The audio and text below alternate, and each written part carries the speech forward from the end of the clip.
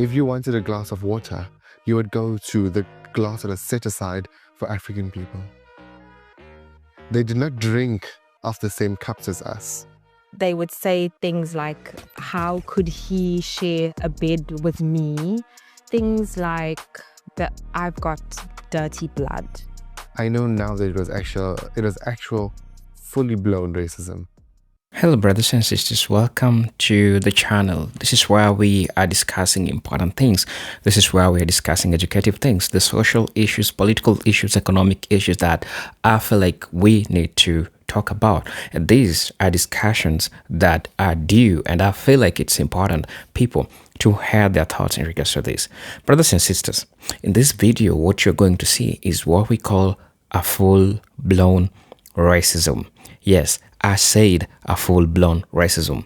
We are going to see a person or a family that was indoctrinated into anti-blackness.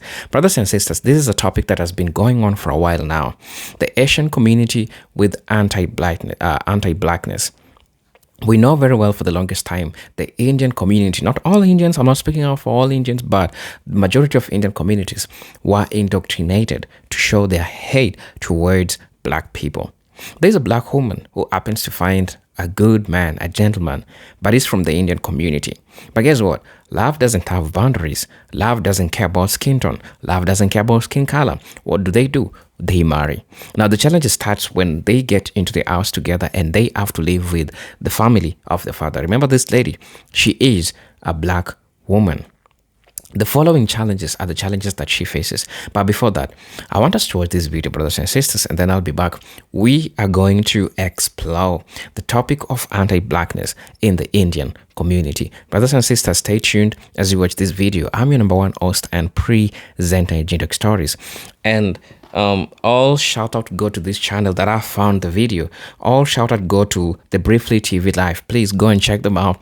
They hear out good couple stories and the challenges that the couples face. And in this scenario, we found that race and racism, anti-blackness is a problem in the Indian community. So let's have this discussion. Then I'll be back. I'll be sharing my thoughts in regards to this. We met at church. I remember asking her to sing me a song that I did not know. And that is how I got your number. We were in band together. Yeah, we were volunteering and all of that, but not paying attention We really to didn't. each other. Yeah. And then for whatever reason, we spoke, and then And it was history. It was a disagreement on that day, which was the 2nd of January. So when little boys at school like pick on a girl, that's what he was doing. So he was being sarcastic. I was like doing my own thing, staying in my lane. And then eventually he messaged me, and since then we never stopped talking. I officially asked her out March 17th. In 2017. In 2017. Yes. 6 months later, I proposed to her in October. And then 6 months later, we got married to the date that I asked her out on the 17th of March. And then 6 months later, we fell pregnant. I come from a very staunch, 100% pedigree Indian bloodline. I am the first of my kind to step out of the bloodline to marry outside of an Indian custom. It was very difficult for me to navigate their thoughts, also knowing full well growing up that they did not like African people.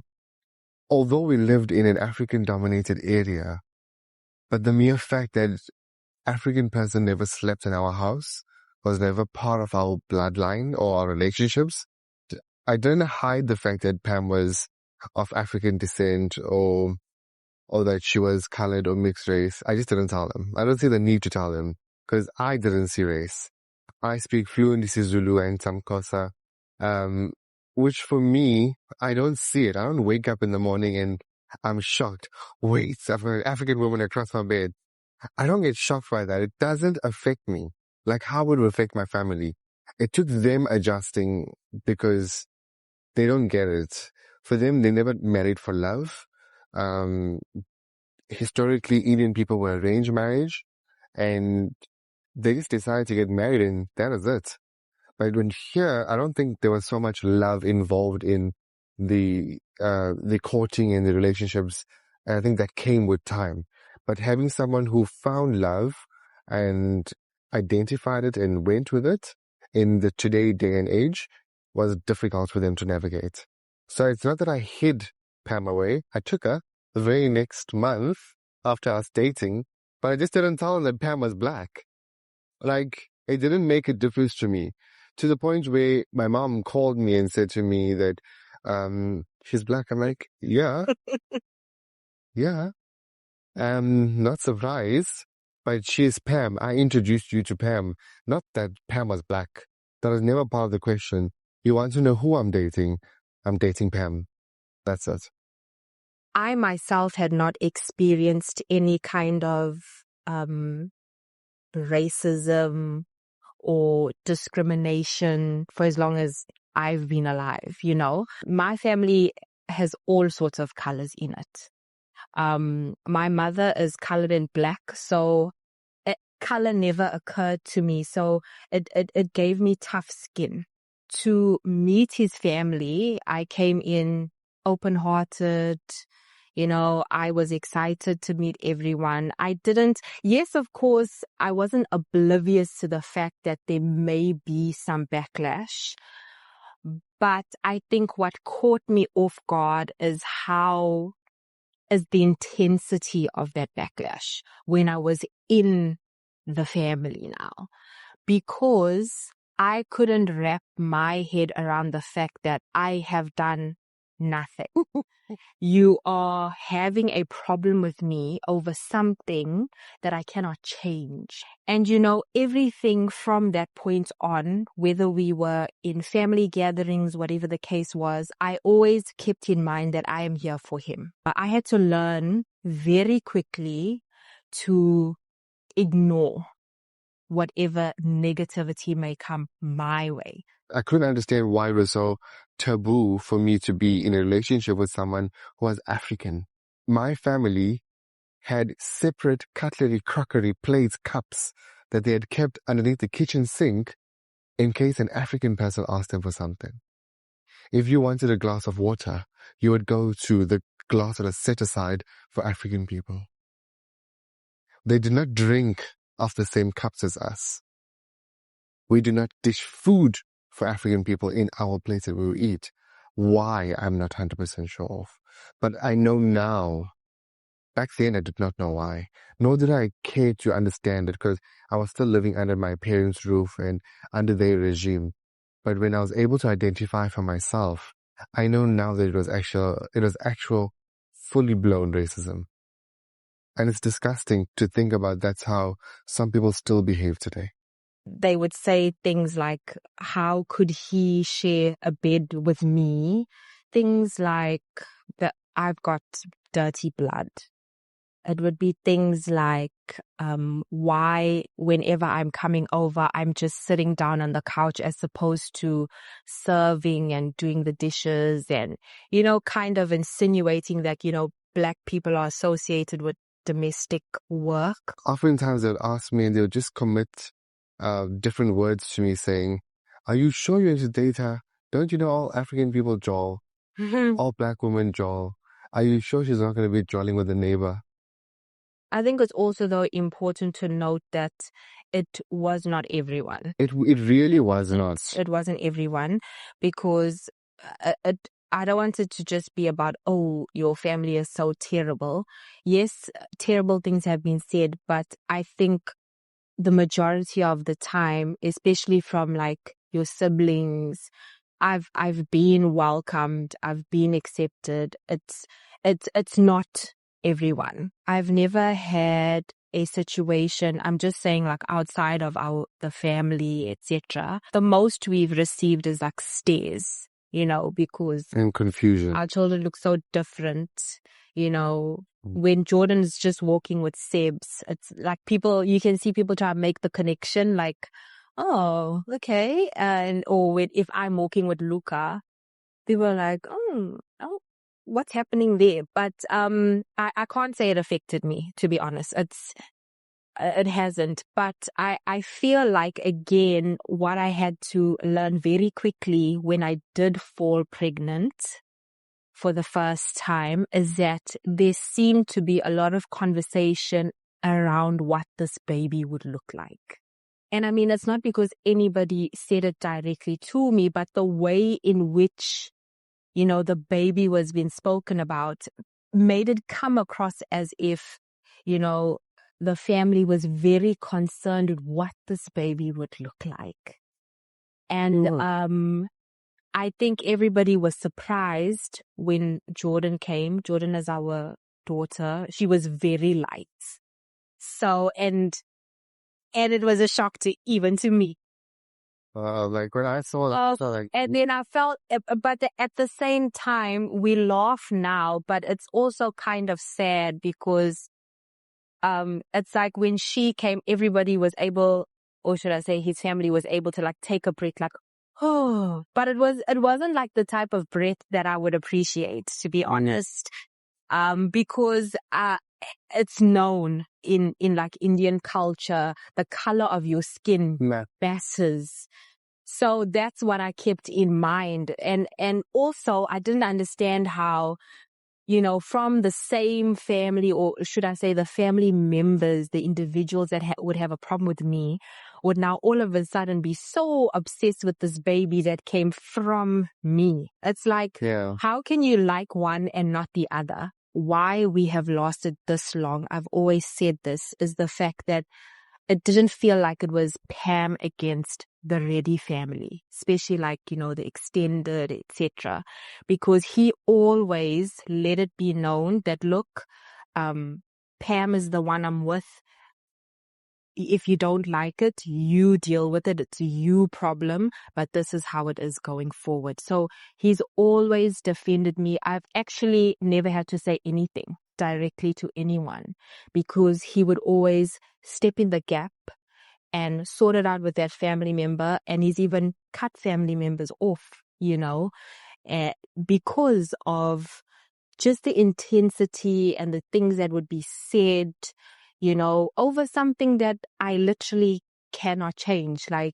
And what's mind-boggling, and when you think of like how stupid racism is because a lot of his family members, if you had to put our hands together and take a picture, you wouldn't be able to tell which hand belongs to Pam. Like literally, we are of the same complexion. Like if you had to grab our hands and take a picture of our hands, you wouldn't be able to tell which hand belongs to Pam. So it was shocking. I grew up in an African-dominated area.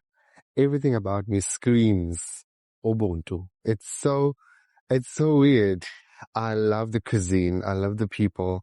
I love the language. So for me personally, in my bloodline, I might be the only person who is very integrated in Ubuntu. So for me, that's okay. I'm good at that because it's part of who I am. I don't identify outside of that. I identify as Sebastian. That's it. In the events where there were assumptions made about my capabilities in our marriage, I never ever had the opportunity to express that directly because I would only hear of things after the fact. So what we have done really is just continue living because the proof will always be in the pudding.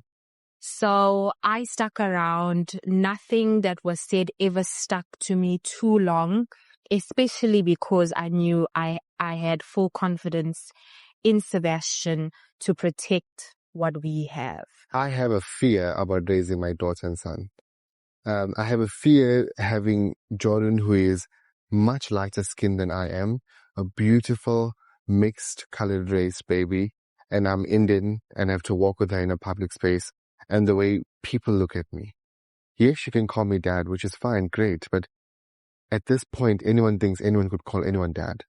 But that's my fear for Jordan. For Luca, on the other hand, with Pam, we've had cases where people will just do this. Because you'll be like, and Luca, to paint a picture, is exactly like, you can take me out of the picture. You wouldn't know that I was his mother. You wouldn't. So copy and paste so me. When they call out to us in public, like people will be like, look at me, look at him, look at And they want another relation. So that's my fear also, is that sometimes people are going to assume the wrong things, because people's mindset in today's day and age is shocking. My advice would be to always remain a team. We hear it all the time, but it works. We hear it because it works. And because we stayed solid and together, it didn't matter what happened in the outside world. And what I had to learn, because that will happen, it will be you as a couple against people.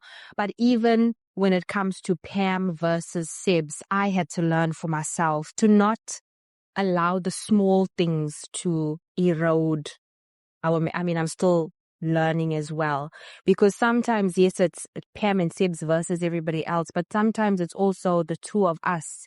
In our disagreements, I've had to learn that my mouth can be vicious, and what I say, has the ability to crush whatever we are standing on. I'm not a good communicator. I had to learn how to do that. And I think the everyday choosing to communicate well and not push each other away subconsciously or not helps as well. Yeah. Empty vessels make a lot of noise. So if you want to have an unhealthy, unhappy relationship, involve everyone you want. And I always say, if you meet someone on the dance floor, they're going to make you dance all your life. So it's the same thing. It's the concept of involving noise. It's always going to be loud. Yeah. So choose. I think every lesson that we have learned along the way has made us who we are today. I think 7 years into our marriage and 9 years together that we know each other, longevity is important. Longevity comes with experience. Experience comes with going through things. I think we have gone through a lot, and the lessons are different in every timeline. The lessons from racism to raising children to raising toddlers, and now we're going into the schooling era. We are learning as we go along. I wouldn't change anything for the world. I wouldn't. Racism is stupid, and our families need to understand the guardrails that we've put up and the rules that we've put in place and how we interact and how we talk, especially with our kids being in the picture, and how we want people to see us. We don't want people to see us as, oh, here's Black and Indian. No, we are Pam and Sebastian. That's it.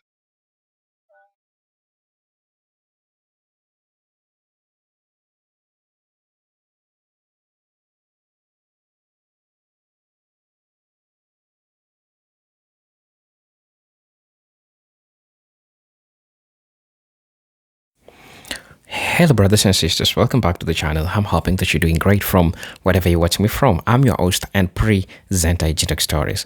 This was a beautiful video because it really opened my eye, and I'm started thinking in a different direction. For the longest time, you've heard. I think there are a couple of videos that we saw when we saw Indian women talk about how they've left their racist culture to move and try date other races, and specifically the races that they were dating at that time, they were Black people. While they were coming out and sharing their issues, they were talking about the anti-blackness in the Indian community. And the anti-blackness in the Indian community, brothers and sisters, is so real. And I think this is something that we need to address. This is something that we need to talk about. Why? Because you realize that majority of people are indoctrinated with lies towards Black people. Anyway, the following are the myths that other communities, especially from the people from the Indian community, remember, a disclaimer, this video is for educational purposes. It's not to make some people feel some type of way, but this is a starting point that I'm sharing that I've heard from the experiences of people that are Black, that have dated Indians, or that are Black, that have dated people from the Asian communities, Latinos. There's this common misconception about Black people. First, Black people are outcast. So when you date a Black person, you're going to face problems and problems and problems and problems in that family. In short, they believe that Black people are a group of people who are so much chaotic. People will bring, bad energy in the family. right? People who have a dirty blood. And so mixing with them will bring something which is not good. The second misconception is that they believe that black people are not good people, and they're not good people in this time, spiritually and even physically. People discourages their kids, especially parents who are Indians or Latinos. They discourage their kids for having kids with black people. Do you know what that means?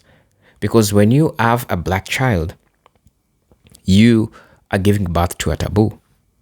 That's what they believe. And you get to look at all this indoctrination. You ask yourself, where did these people learn all this? Why did these people learn all this? Because this is an indoctrination. And this is not something which is right, that we all need to address. This is craziness. This is madness. And it needs to be talked about.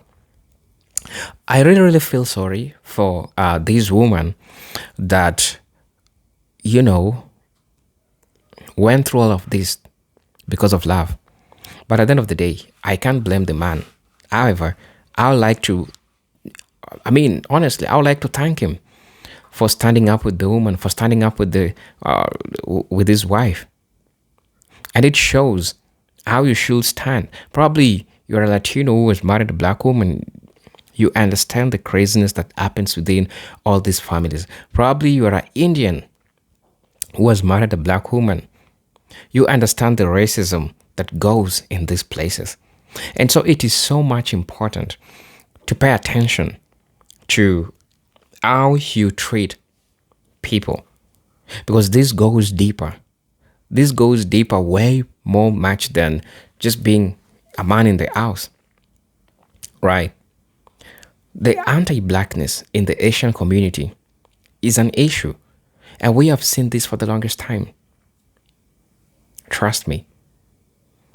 All that happened here is craziness. And all this myths, the misconception that they have or what they believe towards black people, it's total sickness, brothers and sisters, right? When you get to hear an argument that a person gives, the reason why they're explaining to you not to date or not to marry a black person really still baffles my mind, right? It doesn't make sense anymore. Like, does that even really make sense when you get to hear what the arguments that they are giving? When you marry a black person, when you have a kid with a black person, that you'll be a laughing stock in the society, especially in the Indian community. You'll be considered an outcast for dating a black person. Because they were taught to believe that black has something to do with negative energy, bad energy. And it's crazy, because this is a misconception. The only thing that I can relate is when we were told that you don't buy a black cat, you only buy a brown and white cat, because white cat and black cat, and brown cat, they have good luck, they have good omen. But when you see a black cat, in fact, we were told to run. And right now we are older people. We are trying to ask ourselves,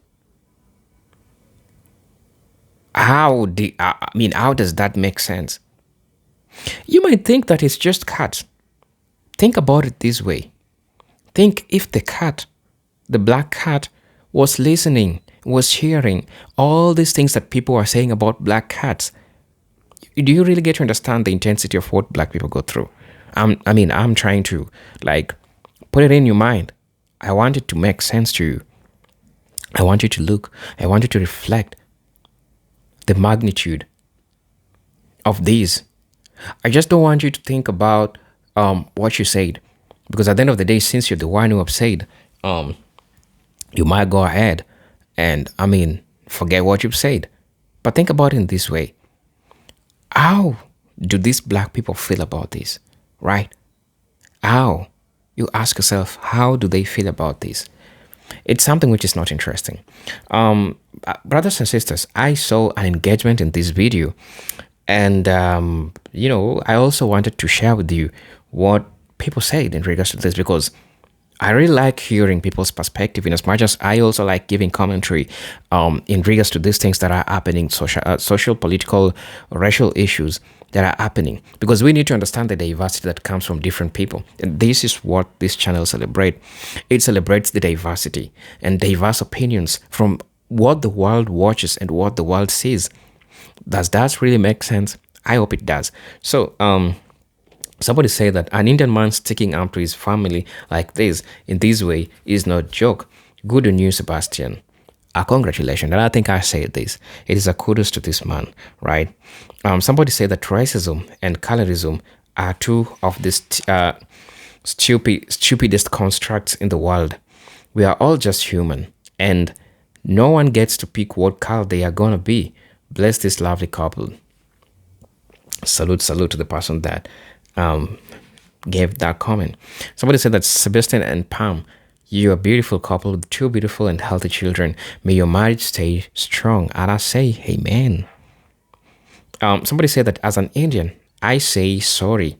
In India, we South Indians who have a dark skin tone gets discriminated by North Indians with lighter skin tone. Look at Bollywood. Exactly. The beauty standards. For you to be casted on a TV, you have to look in a given way, right?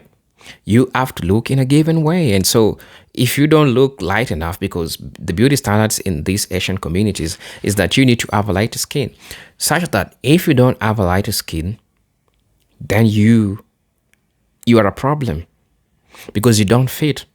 You have to bleach your skin. You have to use those skincare products so that you fit. They want you to fit yourself into them. And so I agree with what this Black Indian person talked about. And I think it's important.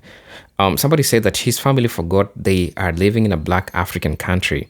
What a shame. I admire him to stand up for stupidity. Love is always the winner. Good luck. Yeah, all I can say is just good luck. It's good luck and good luck and good luck. Somebody say that an Indian man standing up for African woman he loves.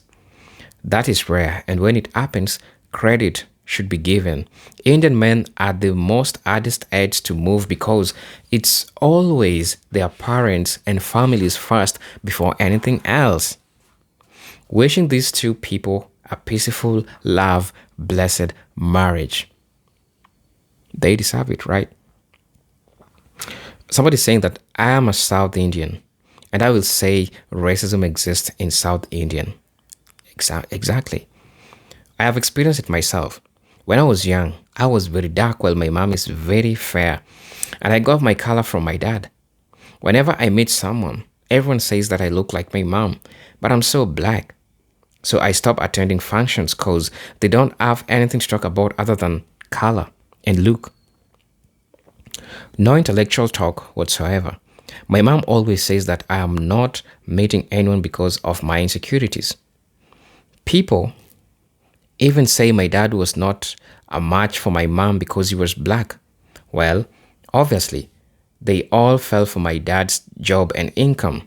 Well, 2 years ago, I went to Japan, probably because of the climate.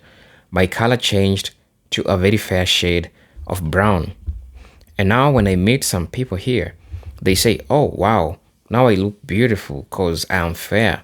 I was so mad at them and asked them what was wrong with being black. Who the hell told you that black beauty doesn't exist? And yesterday, my aunt came and talked about my dad's color again. I snapped back and told her that if he was that ugly, why did you give mom to him? I even called out their gold digging behavior. I told my mom flat out that if anyone insults my dad in front of me, I will get it from me and ask her so-called relative to tighten their loose tongues by educating themselves. This is a really beautiful South Indian standing for the truth and standing for what is right. Two things that I'm getting from these comments that are so important, that for a black person, you need to have something outstanding for you to be married by an Indian lady, right? So you understand from this story that this lady was trying to share here. And that's crazy because it really shows something that we need to know. Somebody, I'm trying to look at a different comment that adds,